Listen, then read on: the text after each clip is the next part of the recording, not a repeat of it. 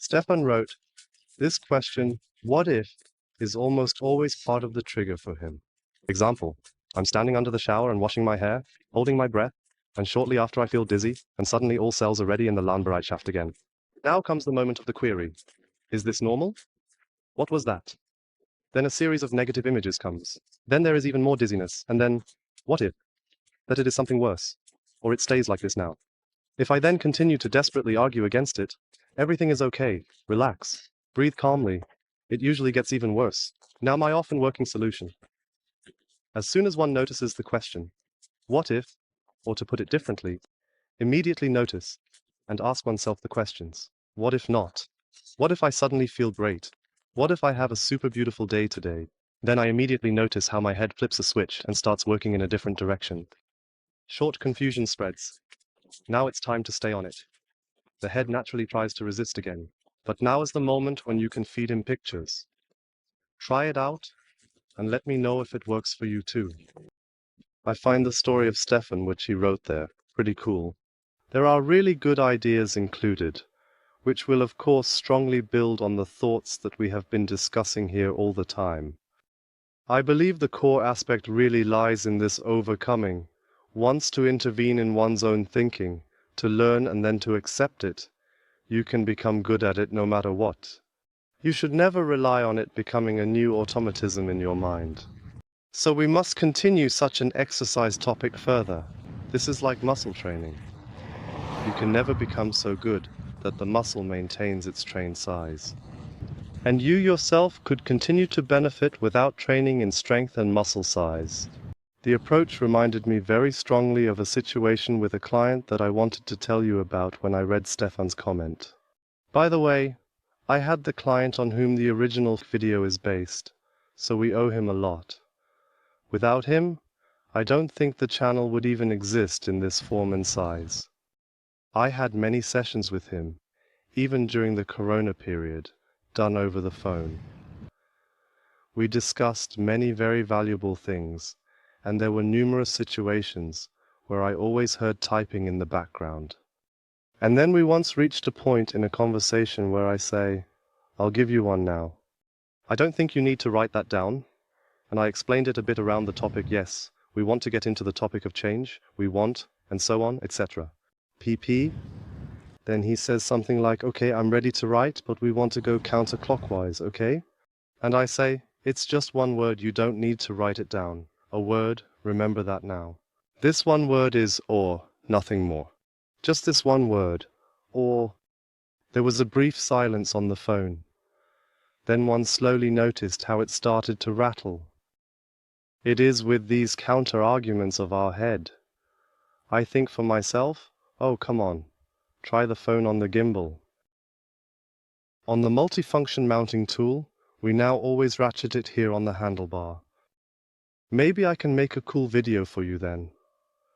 In my mind, it goes straight there and shows me a picture in my mind's eye of the whole thing flying off the bike. That will then be difficult to report as an insurance claim. But it seems to hold. It's just as crazy as when I went down the slope without ski poles with the camera in my hand half a year ago. But that's exactly what makes my work here. Just have fun. And I always have this image in my head first, how it goes wrong. And I also have to go there and think about how I can prevent this thing from falling down here. Where can I fasten it? How can I check that a little? Which route do I take now so that the thing doesn't get too shaky error? We must learn to intervene in our own thinking. By the way, this video, where I filmed the descent, which is one of my favorite videos at the moment, exactly addresses the question, do I really have to interfere with my own thinking? And I would say, you don't have to, but you have a lot to win. And that's why we should work on doing that too. This is, from my point of view, the initiation of this difference. This is very important for us, because no matter how we approach it, whether we write down our fears and worries, or whether we depict them expressionistically, whether we tell them to someone, or whether we sing them in an aria, that is basically irrelevant. Ultimately, it's about interrupting our own automatically thinking brain through an activity, through an action. And this, or is also from my point of view, a very suitable tool for interrupting. Stefan has derived that correctly and implemented it really well. We can set this interrupter in whatever form suits you. The main thing is that you find this breaker that helps you to pop your own brain out of the normal day, at least for a short moment. Then you have already won for the moment at least. As I just mentioned, it is not possible for us to reach such a state on which we can then rest. I find that very important.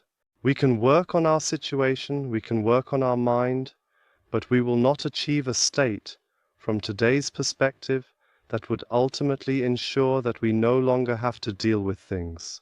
It is perhaps a bit comparable to a duck that seemingly glides elegantly over the water surface, but beneath the water surface it has to paddle a lot in order to make it look so elegant. I believe that's how it is in our lives as well. We just have to always stay on the ball, and, for example, occasionally bring exercises like the one Stefan suggested closer to our minds, so that we stay in practice. So remember again, very good contribution from Stefan, plus my example. This, or would now be one possible interpretation. Also connected to this, I will of course link you to this one video. We really have to intervene in our own thinking. Also another factor that can represent a bit of this mental support for us. Try to acquire a small toolbox for yourselves, where you can always reach in, try things out, and do things. Presence plus helps us tremendously with doing. Presence, that you know what you are about to do, should also be transferred to everything else. Presence plus the purpose, the meaningfulness helps us incredibly strong to do things. And now I'll make sure the construction doesn't fly off the wheel and go shopping. See you soon.